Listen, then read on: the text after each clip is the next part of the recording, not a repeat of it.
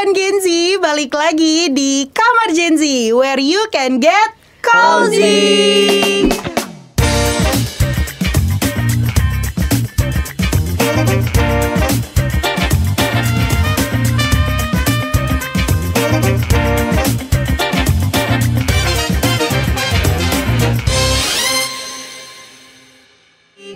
Oke, teman-teman, hari ini balik lagi sama aku di segmen Kamar Gen Z.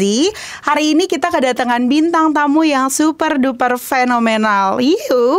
Kenapa? Karena bintang tamu kita kali ini itu adalah sepasang kekasih yang berjuang bersama untuk membangun sebuah bisnis di bidang F&B. Yuk langsung aja kita kenalan sama Seruni dan Zidane. Halo.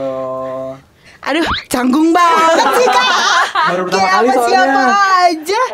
Kenalin ke kawan-kawan Gen Z di rumah nih kalian. Oke, Kenalin halo satu-satu. semuanya. Nama aku Seruni Nadia. Aku adalah co-owner dari Baru Gigit. Kalau aku Zidane, aku juga co-owner dari Baru Gigit. Nah, kakaknya agak introvert ya kawan-kawan. Oke, jadi kakak-kakak yang ada di sini, Kak Seruni dan juga Kak Zidan, ini merupakan owner dari Baru Gigit. Nah, kira-kira kakak berdua nih kan berpacaran ya. Betul. Nah, kira-kira nih aku tuh mau tahu sebelum kita masuk ke Baru Gigitnya nih, aku Oke. kepo dikit aja sih kayak kalian tuh udah berapa lama sih menjalin hubungan yang sangat sehat ini? Sekitar 3 tahunan mau 4 tahun lah. Udah masuknya ke hubungan jangka panjang ya.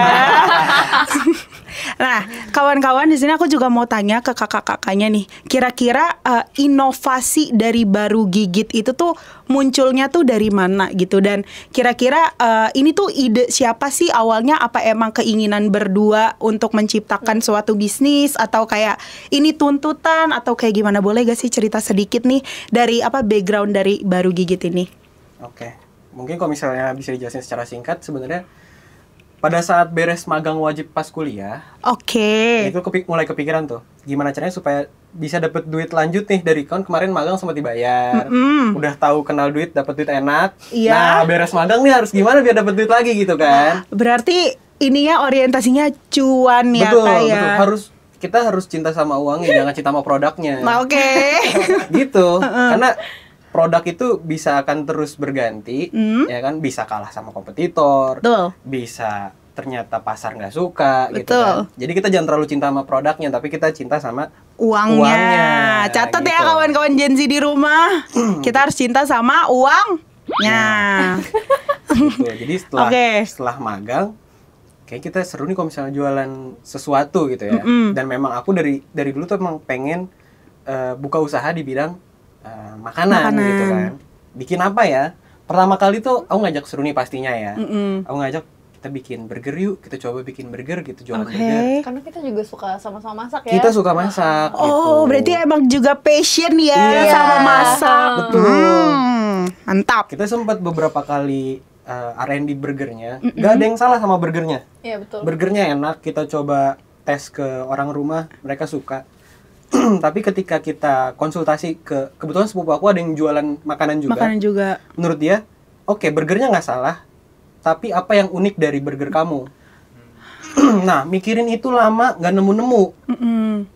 Terus kita akhirnya berpikir, oke, kalau misalkan nggak jualan burger, jualan apa nih? Oke. Gitu. Nah, aku sama Seruni ketemuan sama kakak kelas aku waktu aku kuliah di Prancis. Wah, ternyata Oke. kakaknya pernah kuliah di Prancis, guys. Nanti boleh ya cerita dikit ya. Sedikit boleh ya gimana pas kuliah di Prancis. Oke, lanjut dulu. Terus Sorry. Dari ketemuan itu aku ngajak gitu kan. Lu mau ikut nggak? Gue mau jualan nih. Ya udah boleh. Jualan apa ya? Nah, di situ gimana kalau misalnya kita jualan French tacos? Karena Oke. French tacos ini nggak ada yang jual di Indonesia. Iya, aku juga baru denger nih French tacos. Dan itu tuh sebenarnya adalah makanan yang bisa dimakan sehari-hari kalau kita di Prancis. Oke. Pendekatannya juga mirip kayak kebab, Iya, kayak mirip. shawarma. Jadi tuh masih Oh. masuk ke lidah orang Indonesia gitu Oke, loh. oke, Masih possible oke. banget nih untuk dikenalin gitu. Jadi coba kita bikin, ada nggak barang-barangnya nih buat bikin Buat itu bikin. ingredientnya. Untuk sausnya nggak ada. Oke. Sausnya kalau misalkan kita di Prancis kita bisa beli di supermarket lah gitu. Tapi kalau di sini kan nggak ada yang jual. Oke, akhirnya kita coba remake sausnya. Oke. Gitu. Sampai sekarang akhirnya produk sausnya itu produk rumahan. Kita buat homemade. Berarti sausnya itu untuk ingredient si French tacosnya kalian bikin sendiri. Benar-benar homemade. Berarti ngulik lagi resep yang ada di Perancis itu. Benar. R&D kita sendiri. Oke, berarti kalian bisa dibilang baru ya. Ini tuh produk yang baru dijual di pasaran Indonesia ya kalau French tacos ini. Sebenarnya kalau baru sih enggak ya. Sebenarnya udah ada beberapa orang yang jualan. Tapi sekarang kayaknya mereka udah pada tutup. Nggak sustain gitu kita lihatnya. Dan apa ya, mereka tuh kadang aku tuh nemunya di tempat-tempat yang nggak reachable gitu, kayak di Pasar Senen, di Jakarta Utara ya mungkin ada gitu. Cuma kan kita familiarnya nih kalau misalnya orang-orang Depok, Jabodetabek sekitarnya, kita mainnya ke Jakarta Selatan gitu kan. Betul. Gitu sih. Aksesnya. Oke, jadi itu alasan kalian ngambil apa? Oh, ya udah kan, karena tadi kan masih bingung ya kalau misalnya mau burger uniqueness-nya apa? Karena kan udah banyak banget yang jualan ya. Udah kayak jamur lah kalau di Indonesia outlet-outletnya. Jadi kalian akhirnya nemu nih karena kakaknya pernah kuliah di Prancis. Oh, gimana kalau misalnya kita juga ngenalin lagi nih, karena French tacos ini udah sempat ada cuman gak sustain. Oke. Dan kerennya sausnya walaupun gak ada di Indonesia tapi mereka berusaha untuk remake. Jadi sausnya tuh homemade. Aku mau coba sih kapan-kapan, boleh ya Kak ya? Boleh banget.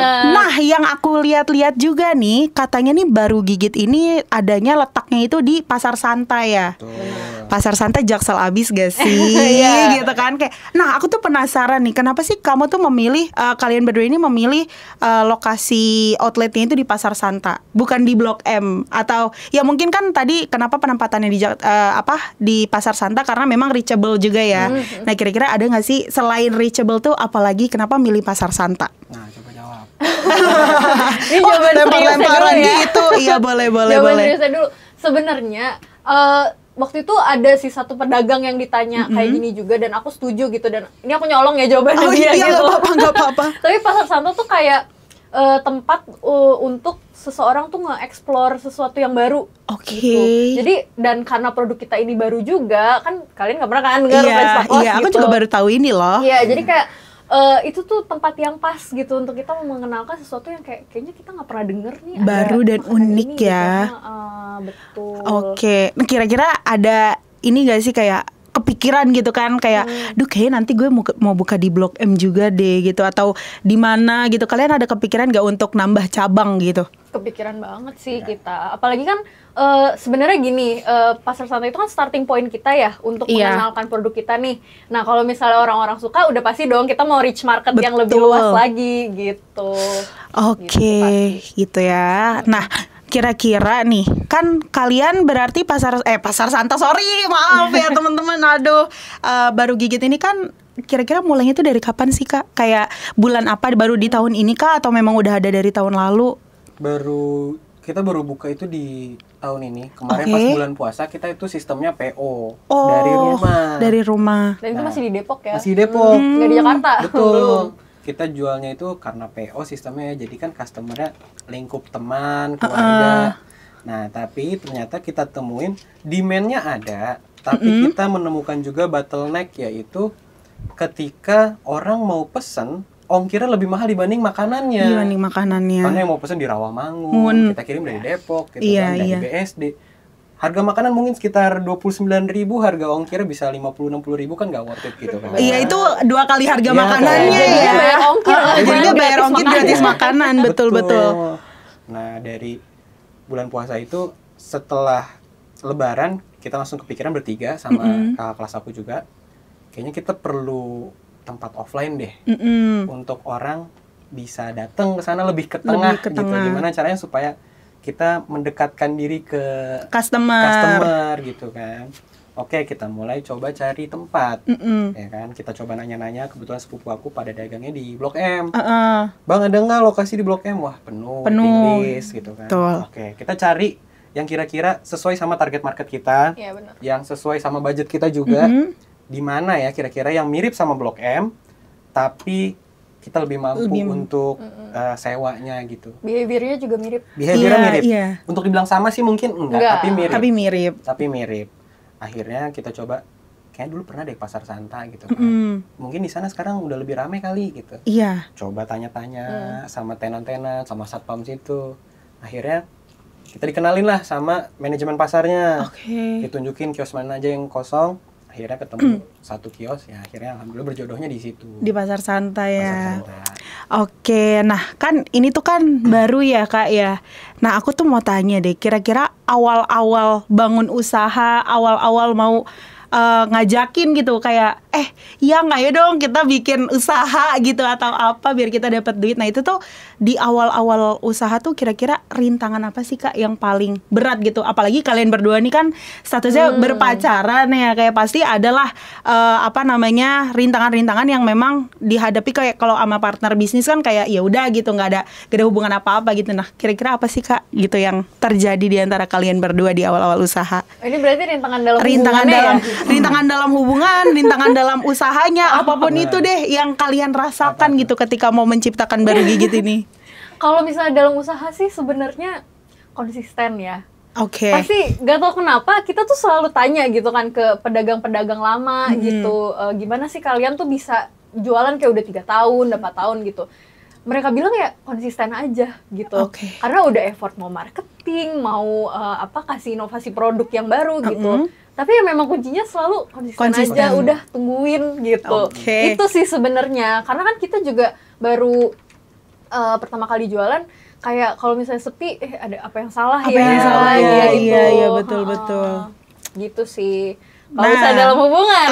Kalau dalam hubungan nih, karena aku dengar kakaknya nih sangat amat bekerja sama juga ya, bukan dalam usaha tapi juga dalam skripsinya juga mereka berdua loh teman-teman. Nah, itu gimana sih cara menjaga hubungan tuh agar tetap sehat meskipun ada banyak rintangan dalam membangun suatu usaha gitu? Gimana sih Kak kira-kira? Kalau misalkan pas skripsi mah ada aja ributnya, tetap ada. Tetap banyak kita ya pasti. Hari ini tuh ribut sih. Ada ributnya. Iya jujur ya. Karena kita maksudnya hubungan yang sehat tuh definisinya kayak gimana tuh? Kayak ya dengan kalian cara menyelesaikan masalahnya itu kayak gimana? Maksudnya masih bisa sama-sama gitu ya? Iya, maksudnya kayak walaupun berantem nih gontok-gontokan di belakang, tapi ujung-ujungnya Baru Gigit tetap jalan gitu loh. Sebenarnya kalau dari aku ya, aku merasanya sih aku yang saya sebagai wanita gitu, saya yang agak dramatis. Aku ngerti kok karena aku juga wanita. It's okay girly. Jadi kayak kita ngambek dulu gitu. Tuh Jidan dengerin. Iya. Paham. Kalau misalnya kayak ada sebel-sebelan gitu, biasanya sih dia duluan yang ngalah. Tapi dia peka kan kayak kalau kamu lagi kesel gitu? Oh enggak juga. Jujur enggak juga gitu. Kadang pekanya juga lama. Tapi karena kita ngambeknya kayak udah yang gitu. Dia tunjukin ya. Iya, jadi kan sadar, salah ya. Ya tapi harusnya sebelum dia menunjukkan tuh kakaknya juga harus udah peka gitu dong. Aduh dasar cowok. Enggak bercanda. Lanjut. Ya cuma maksudnya kita itu gampang baikannya ya karena sebenarnya dia ya sih yang lebih banyak ngalah. Terus kayak dia udah bilang baikan gitu. Makanya jadi yang oh iya maaf ya gitu. Gitu. Berarti kuncinya adalah komunikasi ya. Iya, komunikasi. Tapi banyak tuh rintangannya ya awal-awal mau buka Baru Gigit. Menurunkan ego juga sih. Banyak banget. Sebenarnya aku pengen itu sih kayak ngomong aja nggak apa-apa. Kayak orang kan suka bilang kalau misalnya sekarang tuh suka rame gimana sih kayak kalau misalnya nanti serumah tuh beda banget sama pas pacaran gitu. Tapi kan ya kita kan nggak bisa tahu kan kalau kita nggak serumah bareng gitu. Betul. Nah sebenarnya dari kita jaga kios bareng gitu itu tuh kelihatan. Jadi nggak serumah bareng tapi sedapur bareng. Sedapur bareng ya. Dan itu kelihatan banget. Dan itu benar-benar barengan terus ya kalian ya setiap hari ya. Kecuali hari Senin. Senin tutup. Makanya bisa datang podcast. Iya gitu. Jadi misalnya nih, aku cuci piring, aku beliin rak cuci piring gitu dong buat naruh-naruh piringnya gitu kan, naruh sendok. Terus dia tuh kalau cuci piring ternyata dia cuma ditadahin pakai baskom doang. Gimana sih? Menurut aku, yang penting kan sama. Ya enggak dong, kan kalau pakai rak piring gitu. Enggak apa-apa suruh ini aku di pihak kamu kayak ini. Ya makasih ya. Karena kan kalau rak piring itu kan airnya menetes ke bawah kan. Kalau di baskom itu kan airnya tertampung. Enggak apa-apa suruh ini. Kali ini aku di pihak kamu. Nah, Oke. Jadi aku tuh tahu kalau misalnya cowok tuh ternyata dia tuh lebih minimalis dan fungsional gitu. Ya kita sih fungsional juga. Cuma maksudnya kan kita lebih biar kelihatan rapi gitu ya. Betul, iya. Setuju. Kalau seru nih, dia tuh sangat mementingkan estetika juga kan. Oh iya jelas. Wanita soalnya. Justru bagus karena ketika gue sama kakak kelas gue itu kan sama-sama cowok. Iya. Kita nggak terlalu mikirin tuh. Ini bagus nggak ya taruh sini? Ini bagus nggak ya pakai ini itu? Nah, kalau misalnya kita mah ya udah, yang penting fungsional aja, selama itu bisa dipakai kita pakai gitu. Menurut Sruni enggak. Ini harusnya nggak di sini, ya kan?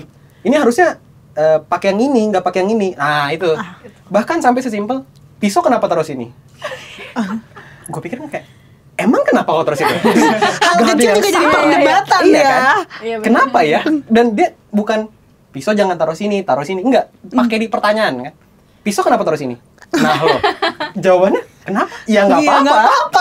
Cuma itu sempat ribut juga ya kayak gitu. Kayak jadinya aku mikir udah dibilangin juga dari kemarin. Masih nggak jadi taruh situ. Ini konteksnya sama kayak kalau ibu-ibu yang udah menikah sama bapak-bapak tuh kayak anduk ditaruh di kasur kali ya. Iya mungkin.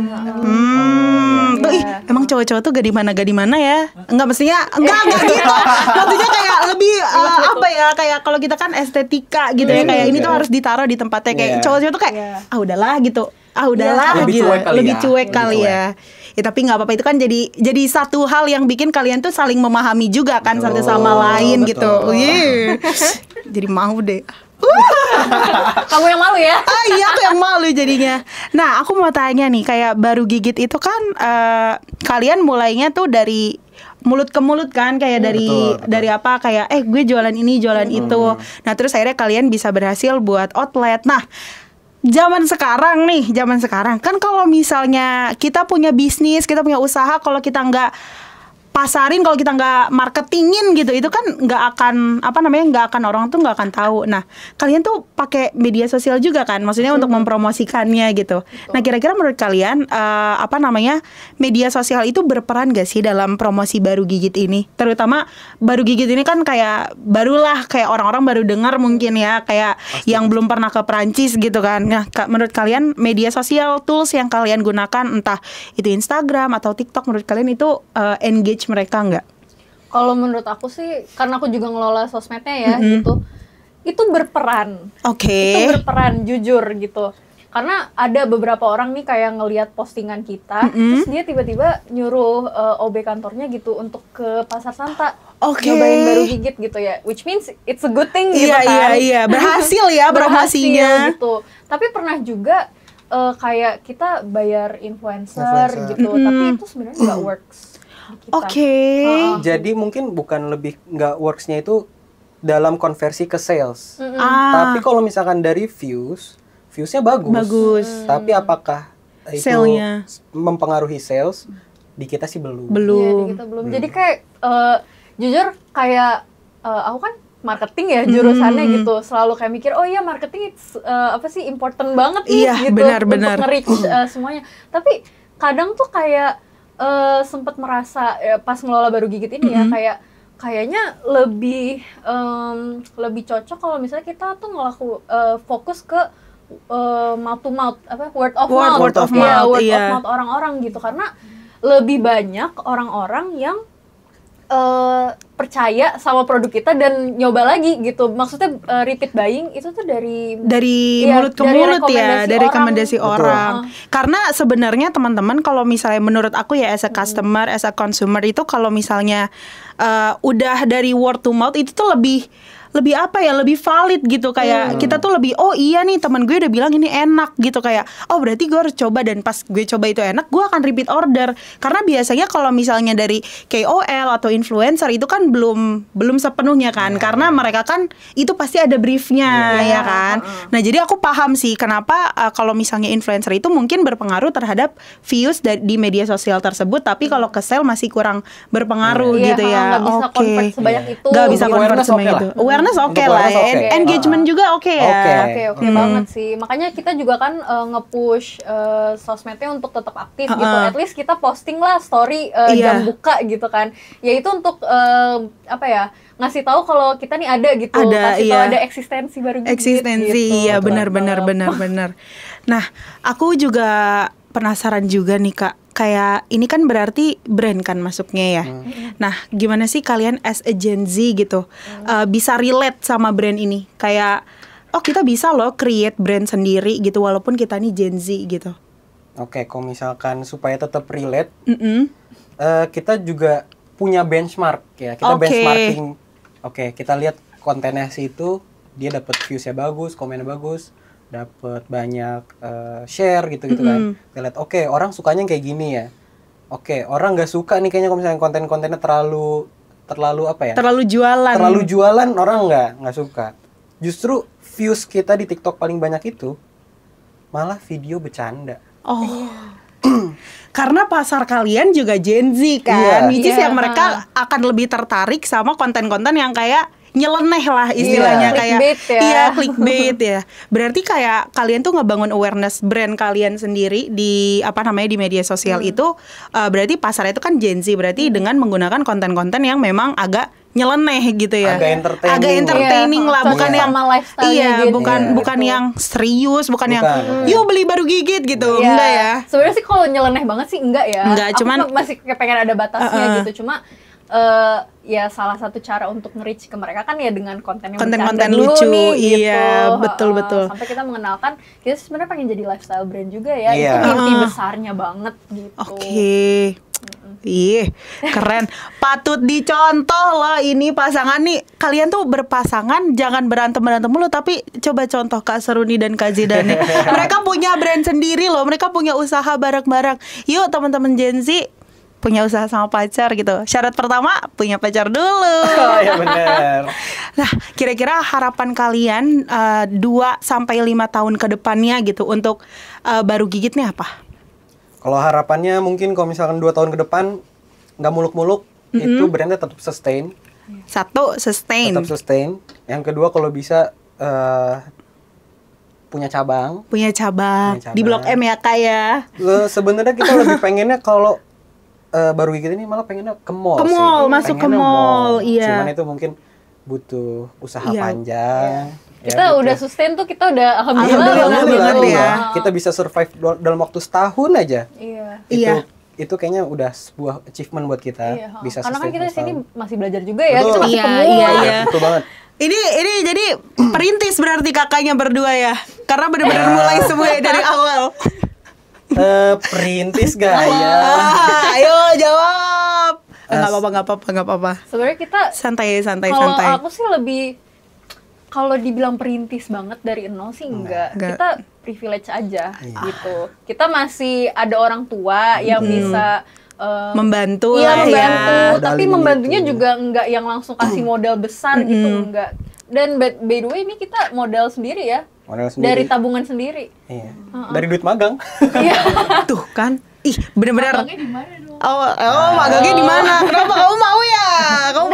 Kayak money talks gitu ya. Tapi yang perlu diketahui adalah kita pakai modal itu benar-benar sedikit banget, apalagi pada saat PO. Kita bertiga, modal seorang cuma 200.000. Iya. Oke, kita keluarin duit 200.000. Kita modal 600.000. Oke. Kita nggak usah beli panci, kita nggak usah beli kompor, udah pakai yang ada di rumah. Nah itu privilege-nya tuh. Itu privilege-nya ya, karena PO kan sistemnya. Betul. Jadi pada saat awal modal satu orang tuh cuma 200.000. Kita beliin apa? Beliin tortilla, kita beliin daging. Kita beliin bahan-bahan untuk sausnya, packaging, kita ngeprint stiker. Betul. Itu udah dari duit 600.000 itu. Jadi ketika ada yang beli, ya duitnya balik lagi. Balik lagi. Itu gitu. sih kayak kelebihan kalau kita online ya, karena kan kita nggak perlu buka outlet, kayak udah bisa semuanya dari rumah gitu, modalnya bisa lebih sedikit ya. Tapi ketika punya outlet ya itu juga keuntungannya bisa lebih besar, karena orang bisa lebih tahu nih posisinya ada di mana gitu. Oke, nah buat kalian berdua kira-kira ada pesan gak sih buat kawan-kawan Gen Z di rumah yang sekiranya mau mulai usaha, entah itu sama temen, entah itu sendiri, entah itu seperti kalian bersama pasangan, kira-kira ada pesan-pesannya gak sih supaya mereka itu ayolah mulai dulu gitu, gak usah ragu. Kira-kira ada gak dari kakak-kakak sekalian? Kamu ada gak? Gimana ya? Aku sebenarnya pesannya sih lebih general. Kamu dulu deh.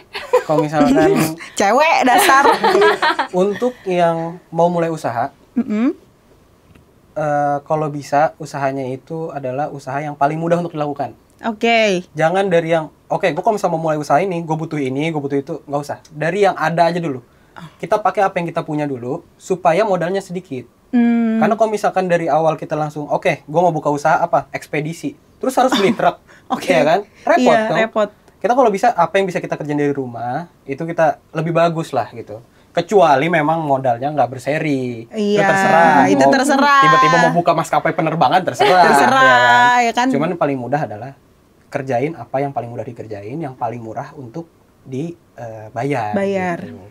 Oke, kalau dari kakak seru nih. Kamu apa? Sebenarnya kalau dari pendapat kamu ya, aku pengen bilang sih ke Gen Z, justru starting point kalian tuh nggak harus jadi pengusaha kok. Betul, setuju. Karena kita kan punya starting point yang beda-beda dan Betul. privilege yang beda-beda kan. Kalau misalnya kalian masih terpaksa nih, misalnya kerja korporat lah, atau yang nggak bisa berbisnis gitu, it's okay banget gitu. Karena kalau misalnya berbisnis juga menurut aku nggak untuk semua orang sih. Iya, itu tuh kayak skill gitu gak sih? Kayak nggak semua orang punya gitu. Karena harus sabar. Iya, Terus setuju kalau mungkin- sabar, iya, setuju. sabar sih. Iya, apalagi kita kan nggak tahu ya kalau mulai bisnis itu awal-awal nggak ada yang tahu, tiba-tiba rugi kan, kayak nggak betul. balik modal ya. Kuncinya sabar ya. Kalau orang-orangnya nggak sabar, ketika dia baru mulai terus tiba-tiba rugi, kayak udahlah gue nggak mau lanjut lagi. Iya, Betul. Seharian gak ada yang beli tuh kena mental banget loh. Jujur iya, ngelihat iya tetangga pasti. ada yang beli, suara cengkring. Kita kok nggak ada yang Kok beli? nggak ada yang beli? Kok nggak ada yang Iya. beli? Lewat tuh cuman lewat doang, nggak minimal nanya gitu. Nih enggak, waduh kena mental sih itu asli. FYI aku juga dulu pernah jualan risol by the Nah. way. Tapi di kampus teman-teman, Oke. kayak aku iseng aja gitu jualan risol oke. di kampus.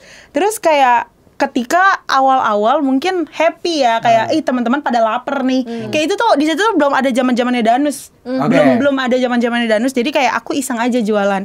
Nah, tiba-tiba pas udah maraknya Danus, persiapan buat KKN gitu kan kalau di kampusku, itu tuh kayak kok makin banyak yang jualan dan kayak kok dagangan gue nggak habis gitu kayak. Oke. Jujur itu kayak iya, aku merasakan apa Iya, yang iya. kalian rasakan, kayak nyes gitu, kena mental juga benar-benar. Iya, terus juga kayak misalnya nih ada temen kita gitu yang nanya, kalau misalnya bisnis gimana sih, kayak gini gitu. Iya. Sebenarnya sih aku lebih ngejawabnya kayak ya udah mulai aja dulu. Nanti ada problemnya apa baru tanya Iya. gitu.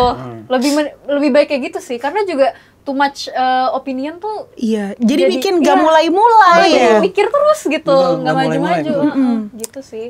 Gitu kawan Gen Z. Intinya kalau misalnya emang kalian yang punya punya willingness untuk membuat usaha atau kayak impian, kayak gue mau mulai berbisnis deh, ya udah, intinya apa Kak? Satu kata, Konsisten. Iya, konsisten. konsisten. Berarti kalian harus konsisten dan jangan ragu untuk mulai dulu gitu. Very very insightful ya. Oh my god. Baru gigit. Pokoknya buat kawan-kawan Gen Z di rumah yang mau ngerasain, mau nyobain apa sih French tacos itu, apa sih baru gigit, yuk boleh aja cek IG-nya di mana kakak-kakak? Di Instagram @barugigit, atau bisa juga datang ke kios kita di Pasar Santa lantai 1. Jadi itu tuh posisinya agak di belakang ya, bukan di food court teman-teman. Jadi emang agak puzzle gitu, tapi nggak apa-apa. Aku yakin kalian mungkin suka. Kalian akan suka, aku juga mau cobain nanti. Yuk, oke. Terima kasih kakak Zidan dan juga kakak Saruni yang sudah Makasih. menyempatkan waktu untuk berbagi ke kawan Gen Z di rumah terkait tips and trick dalam berbisnis sebagai Gen Z. Pokoknya terima kasih banyak kawan Gen Z. Kalau misalnya kalian ada beberapa pertanyaan, nanti drop aja di kolom komentar. Nanti akan aku bantu balas, dan pokoknya nanti kita akan lihat-lihat lah pertanyaan-pertanyaan dari kalian. Terima kasih semuanya. Bye bye. Terima kasih. Bye.